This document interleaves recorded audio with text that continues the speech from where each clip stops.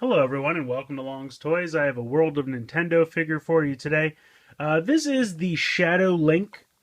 You can see here it says it's an exclusive. This was actually an exclusive to Spencer's Gifts, which is kind of a weird person to get a World of Nintendo exclusive. I mean, I guess they sell some toys, but they're mostly known for apparel and novelty gifts and random things like that. But it wasn't exclusive to Spencer's Gifts. It's basically just kind of a black repaint of the Ocarina of Time Link. But it's pretty neat looking. I do like the design of it, or I should say the paint job on it. On the back here it shows White Tanuki Mario, Falco, Red Yoshi, Paratrooper, and Wind Waker Link. I do have these two, which I'll probably get to review a little bit in the future. I have a large backlog of things, but I think this guy looks pretty neat. He does come with his shield as well as sword and the sheath. So we'll go ahead, we'll pop him out of the packaging here, and we'll take a closer look. So here is Shadow Link out of the packaging. And like I said, he's mostly black. He has a little bit of light gray, or like a lighter than black gray, I should say. Kind of a gunmetal gray. Here for the, I guess what would traditionally be the white parts of the tunic. The leg parts and the kind of elbow parts. But otherwise, he's pretty much black. The red eyes are painted fairly decently. Mine have a little bit of paint missing kind of towards the inside of the... You can see like a little bit closer there. But it's not bad. The molding and everything is really nicely done.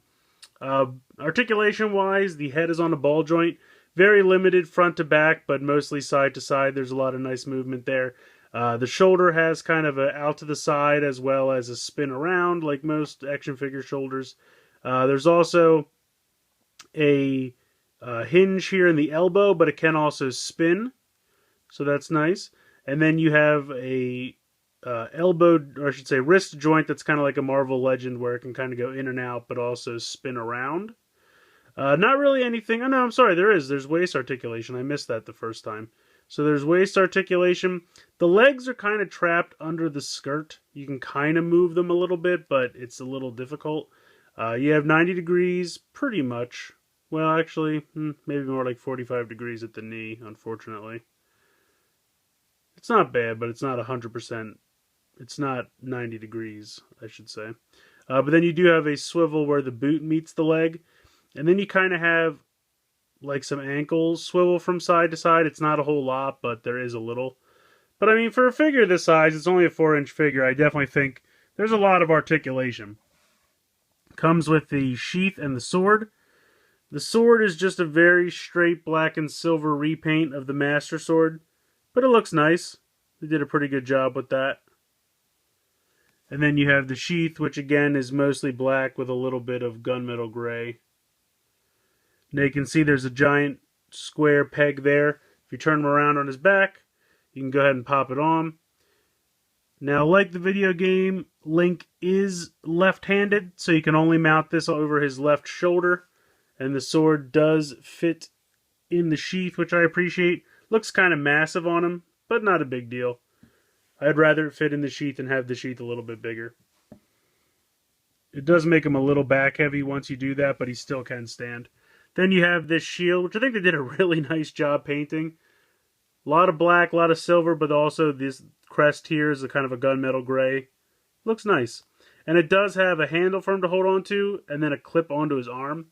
Now, it's a little difficult to get into his hand, and I would have loved if, like, it almost looks like if there was a little peg right here, and that could have just kind of pegged into the sheath, so that it could have kind of been on his back. I think that's something that they could have done, even if they would rather have the peg be on the back of this, because you can't really have a hole go into the sheath that's already hollow. But if you had a little peg here and just put a little hole right there, you'd never notice it when he's holding the shield, but then you could kind of peg that onto the back, and then it would be a way for him to have the sword and the shield on the back. Not a big deal, just a little improvement that I thought would be really nice. But getting this into his hand is a little weird at first. You kind of have to put it in his hand, which isn't really a problem, but then you kind of have to swivel it around and make sure it gets through, which for some reason it doesn't really want to do because of the way the hand bends at the wrist. So it's really weird that it's difficult because it doesn't seem like it should be. But once you can get it to go through, it will go through. It's just a question of really making sure it gets in there. But then you can see the hands thread through nicely and it clips onto the wrist. Once it's on there, it's not going anywhere. So they do mount the shield very nicely onto the hand. And then you can go ahead and take the sword out, and the sword fits into this hand much easier. So, I mean, when you're left with this, it's really nice figure. I definitely think the Shadow Link was well done. Like I said, little improvements I would have made was just to add the little hole on the shield so you could peg it onto the scabbard or sheath. And maybe just a little bit more red paint for the eyes. Just really fill in the eye sockets with the red paint. But otherwise, I think it looks really good. Definitely a nice figure.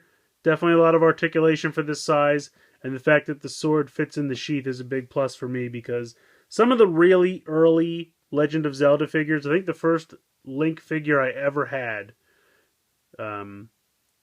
was modeled after Ocarina of Time, and the sword was paper thin and it did not fit into his sheath. He had a sheath on his back, but the sword did not fit in the sheath, and I always thought that was weird. So if you're going to make a sheath, sword should fit into it, and this one does really well. Sword held in his hand perfectly. I mean, that shield is not going anywhere, sword or shield. Not falling out of his hand, so I appreciate that. No peg holes on the bottom, so you can't really peg him into anything, but overall, really nice figure, really well done. I know it's a little bit pricey because it's an exclusive. I think it's about $20 at Spencer's because it's their exclusive.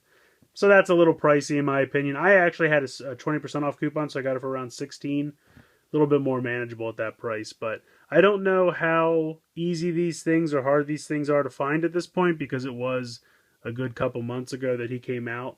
So if you're looking for one, check your local Spencer's. I'm not sure if they're still in stock, but I recommend it. I think it's a well done figure, and I like the Shadow Link paint job. So let me know what you guys think in the comments below. Please like and share this video. Please subscribe if you haven't already. I hope you've enjoyed this look at Shadow Link from the World of Nintendo line, and thanks for watching.